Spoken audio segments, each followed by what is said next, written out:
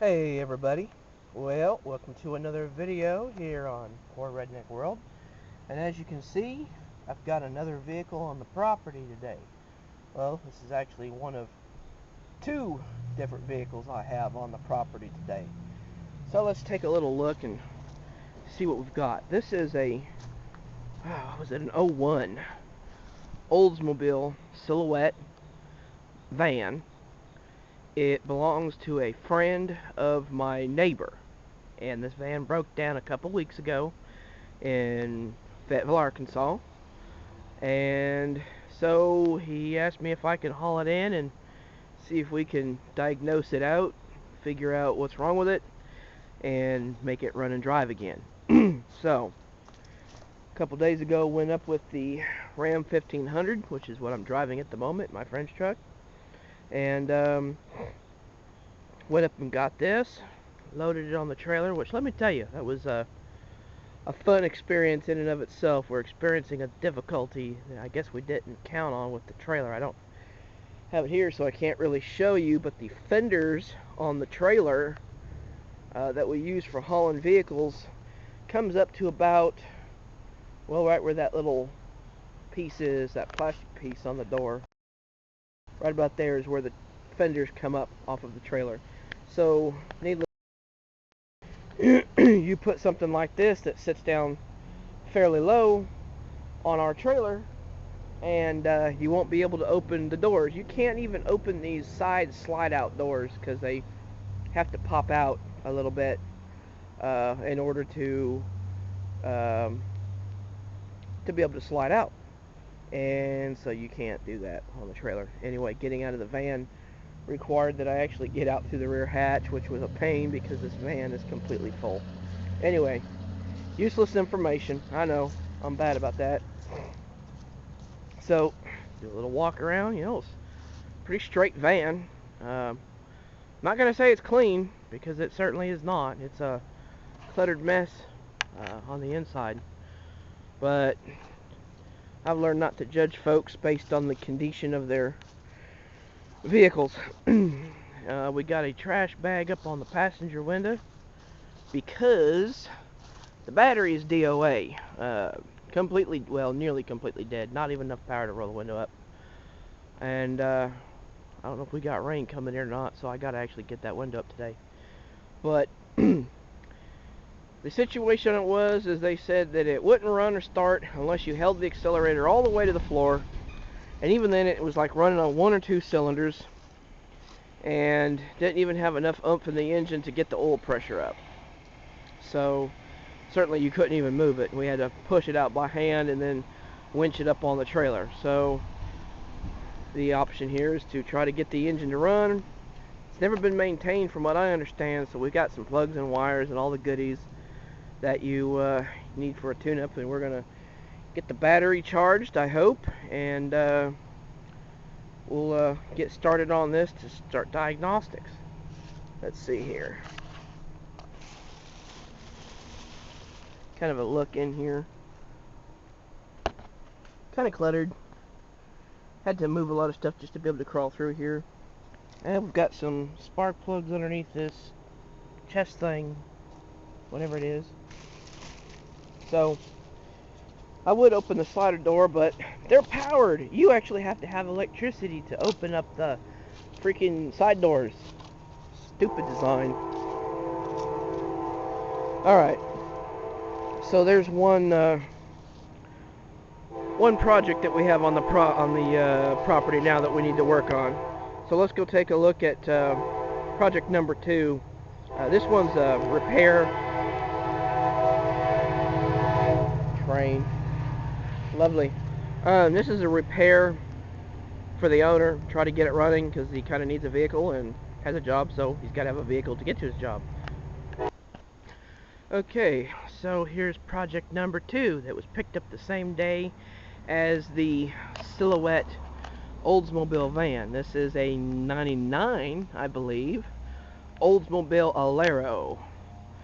And this car came from my favorite privately owned salvage yard. If you follow my videos, then you know what I'm talking about, and if this is the first time you've seen any of my videos, go back into my video listings. You'll see, I don't know, 3, maybe 4 videos. Anyway, so the story on this car, and once again, trash bag central, because no battery in it, and it's powered, everything. So, story on this is, it runs and drives fine. Starts up, runs good. I started up and drove it onto the trailer. The problem is if you're in traffic where you're not really moving fast, it starts to get hot. And I was told that the rad fans are not coming on. Well, unfortunately, the rad fan situation is not the only issues. We've got some cosmetic issues that we need to deal with. I'm not going to open the door because I'll disturb the panel, or the plastic bag. The driver's door panel inside is ripped up and gone. And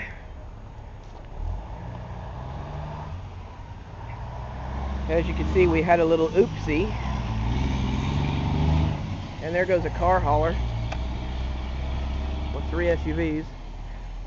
Okay, so somebody had a little fender bender here. Bumpers a little bunched up. Looks like they might have hit a pole. That actually looks like yellow marker paint that you would have like to protect a gas pump or something like that. Headlight has been replaced, obviously. Fender's a little crinkled. Hood's a little dinged up. I'm not even going to mess with the front bumper.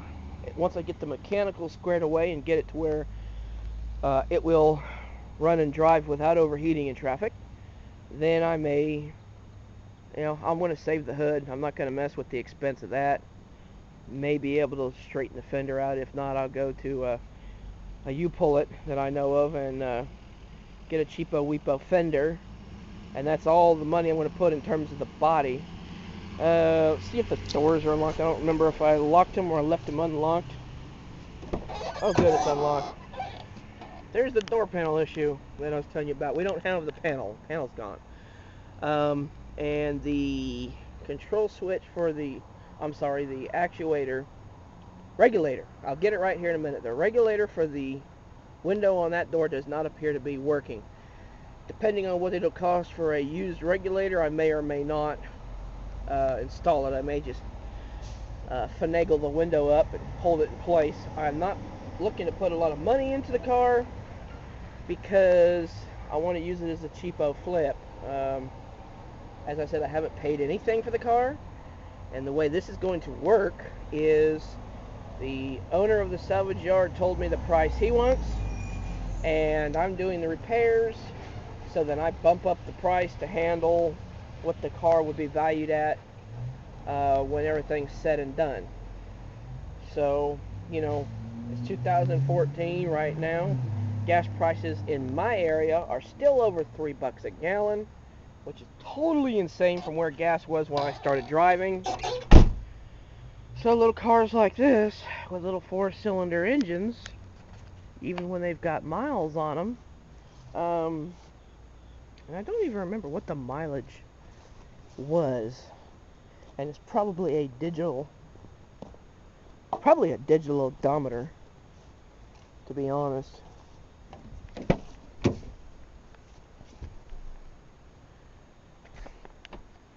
Well, I'll have to disturb the plastic thing.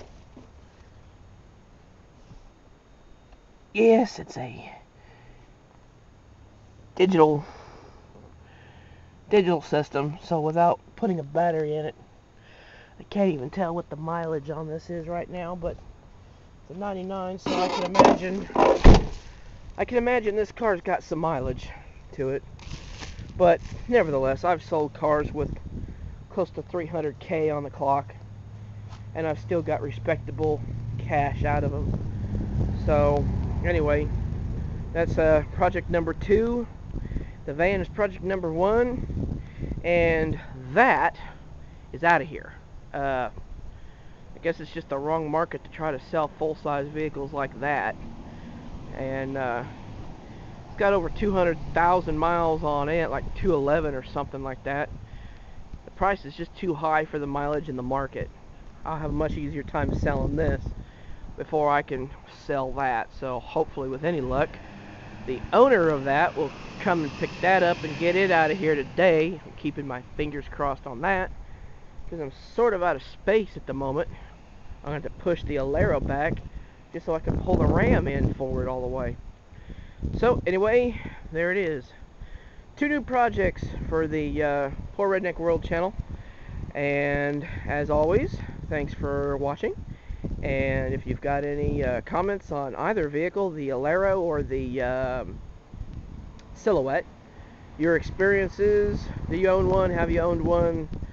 As I said, the rad fan is the issue in terms of functionality, as far as I know. So, you know, has that happened to you? If so, did you fix it? If so, what was it? And of course, I'll make update videos as I have them. So, thanks for watching. Peace out. Comments always welcome.